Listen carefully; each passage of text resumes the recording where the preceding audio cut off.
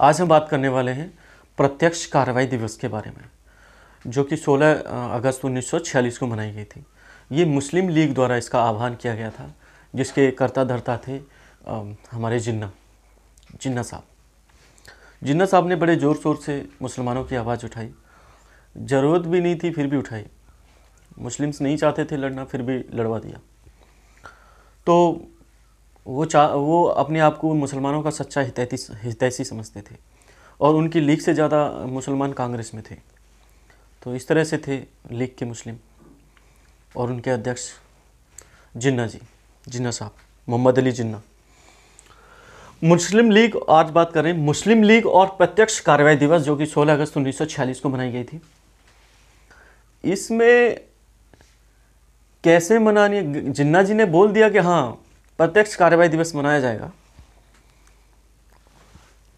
लेकिन बताया ही नहीं लोगों को कि ये मनाना कैसे है। लोगों ने जहां मन किया वहीं दंगा फैला दिए और लोगों को बिना बात ही मार दिया, बहुत सारे लोगों को मार दिया। तो इस तरह से थी। और देखते हैं और क्या क्या था। बहुत कुछ था इसके अंदर, प्रत्यक्ष कार्रवाई दिवस के अंदर।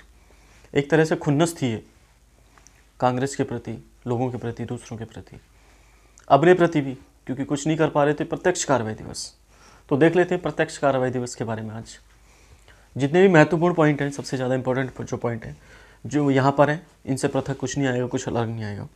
इन्हीं को अगर अच्छे से हम कर लेते हैं, समझ लेते हैं, तो ये काफ़ी है प्रत्यक्ष कार्रवाई दिवस के लिए।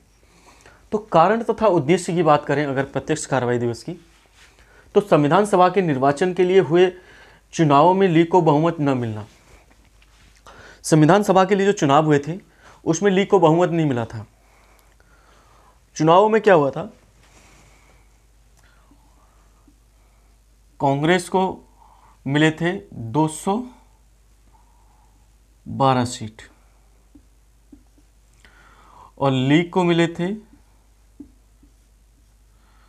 73 सीट। टोटल थी 296 सीट। 296 सीट कुल थी, जिसमें से कि एक अनुपस्थित था, एक का चुनाव नहीं हो पाया था, एक सीट का। तो इसमें से देखिए आपको किस तरह से बहुमत मिला था। लीग को सिर्फ 73 सीटें मिली थी और किस तरह से वो कैसे चुनाव करती है उसको समझ में भी नहीं आ रहा था। कांग्रेस को बहुत ज़्यादा समर्थन मिला था जनता का पूरे देश में, तो इससे लीग बहुत ज़्यादा बौखलाई हुई थी। जिन्ना जी काफ़ी बौखलाए हुए थे। तो बहुमत नहीं मिला तो टेंशन में आगे करना क्या है, और देख लेते हैं। अंतरिम सरकार में कांग्रेस को मुस्लिम सदस्यों को नामांकित करने का अधिकार मिलना, जिसे जिन्ना ने स्वीकार नहीं किया। अब अंतरिम सरकार का गठन किया जाना था, 14 सदस्यीय अंतरिम सरकार, जो कि कैबिनेट मिशन में जिसकी व्यवस्था की गई थी, जिसमें से कि उसमें कहा गया कि जो भी बहुमत में होगा वो दूसरे सदस्यों का नामांकन आराम से कर सकता है। तो इस चीज़ को लीग ने स्वीकार नहीं किया। आगे है पृथक राज्य पाकिस्तान की मांग करना। वो लगातार अलग से एक राज्य की मांग कर रहे थे, मुसलमानों के लिए एक पृथक राज्य की मांग कर रहे थे, जिसका नाम उन्होंने पाकिस्तान रखा था। आगे देखते हैं, लीग को मुसलमानों का एकमात्र हितैषी समझना। अपने आप को मुस्लिम लीग मुसलमानों का एकमात्र हितैषी समझती थी। उसको लगता था बाकी सभी मुसलमानों का अहित चाहते हैं, उनकी कोई भलाई नहीं चाहता। लेकिन मैं बताना चाहता हूँ, उस लीग से ज़्यादा मुसलमानों की संख्या कांग्रेस में थी। कांग्रेस में ऐसे ऐसे नेता थे मुस्लिम्स के जिनको बहुत ज़्यादा इज्जत मिलती थी। मतलब पूरे देश को चला रहे थे वो, उस समय कांग्रेस पूरे देश को चला रही थी। तो उस समय देखा जाए तो लीग से ज़्यादा मुस्लिम तो कांग्रेस के अंदर थे। फिर भी वो अपने आप को कह रही है लीग कि हम मुसलमानों के सच्चे हितैषी हैं, हम जो कर सकते हैं वही सबसे बेहतर हो सकता है। तो इस सभी चीज़ों को देखते हुए कारण तथा उद्देश्य यही है, जिनकी वजह से इनको लगा कि हाँ अब हमारे साथ कुछ नहीं हो सकता, हमको सिर्फ अब आमने सामने की लड़ाई लड़नी है। और लड़ाई भी किससे लड़नी है, हिंदुओं से लड़नी है। हिंदुओं के पास तो उस समय खुद का हिंदुस्तान नहीं था, वो आपको पाकिस्तान कहाँ से दे देते, सोचने वाली बात है। तो अगर आपको लड़ाई लड़नी थी तो अंग्रेज़ों से लड़िए ना। अंग्रेज़ों से मांग के देखिए, एक तरफ से गोली से उड़ा देते सबको। तो बेकार के हिंदू मारे गए, कुछ मुस्लिम्स भी मारे गए इसमें, क्योंकि जब दंगा भड़कता है तो ये जात पात नहीं देखता है, इंसान की शक्ल देखता है और उसके काम देखता है इस समय। तो आगे देख लेते हैं, लक्ष्य एवं कार्यक्रम क्या था इसका। मुस्लिम जो प्रत्यक्ष कार्रवाई दिवस मनाई जा रही थी, इसका लक्ष्य और कार्यक्रम क्या था। 16 अगस्त 1946 को जिन्ना ने प्रत्यक्ष कार्रवाई दिवस मनाने का आदेश दे दिया था, लेकिन ये नहीं बताया था कि मनाना कैसे है। लोगों को जहां मौका मिला, जैसे मौका मिला, लोगों को दंगा फैला के मार दिया गया। जो मुस्लिम बहुल प्रांत थे वहाँ पे हिंदुओं को बहुत ज़्यादा मारा गया। वो मरने वाले की संख्या हिंदुओं की ज़्यादा थी उस समय। बंगाल में कलकत्ता में देखा जाए तो कलकत्ता में अकेले 5 दिन में 5,000 लोगों को मार दिया गया, जिसमें कुछ हिंदू भी थे और कुछ मुस्लिम्स, लेकिन हिंदुओं की संख्या वहाँ पे ज़्यादा थी। और वहाँ का जो शासक था वो भी मुस्लिम था। उसने रोकने की कोशिश नहीं की उस दंगे को। अगर वो चाहता तो उसको रोक सकता था, लोगों को बचा सकता था, लेकिन ऐसा नहीं किया गया। हाँ, यही दूसरे राज्यों में, जैसे कि पाकिस्तान, पंजाब की बात करें तो पंजाब में हिंदुओं की सरकार थी और वहाँ पे मुस्लिम्स में जो जुल्म ढाए जा रहे थे उसको रोका गया उस सरकार के द्वारा। मतलब ये बाद में रिपोर्ट सामने आई कि अगर यहाँ पे कोशिश की जाती बंगाल में, कलकत्ता के अंदर, तो इतने लोगों का नरसंहार नहीं होता। और इसके अकेले जिम्मेदार सिर्फ जिन्ना थे।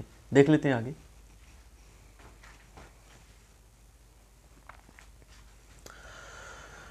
इससे पूरे देश में भयंकर नरसंहार हुआ प्रत्यक्ष कार्रवाई दिवस के को लेकर। इस समय मुस्लिम लीग का नारा था, लड़ कर लेंगे पाकिस्तान। अरे हिंदुओं से क्या लड़ना था, सोचने वाली बात है। हिंदुओं के पास तो खुद का भी हिंदुस्तान नहीं था, अब उनसे कैसी लड़ाई लड़नी है तो आप अंग्रेज से लड़िए। उनके पास पूरा हिंदुस्तान था इस समय। 1946 की बात चल रही है, आज़ाद हुआ था 1947 में। तो मतलब कुछ इस तरह से सीधे साधे लोगों को इसमें निशाना बनाया गया जिनका कोई कसूर भी नहीं था, लड़ कर लेंगे पाकिस्तान, ये था नारा इनका, लड़ कर लेंगे पाकिस्तान। आगे देख लेते हैं।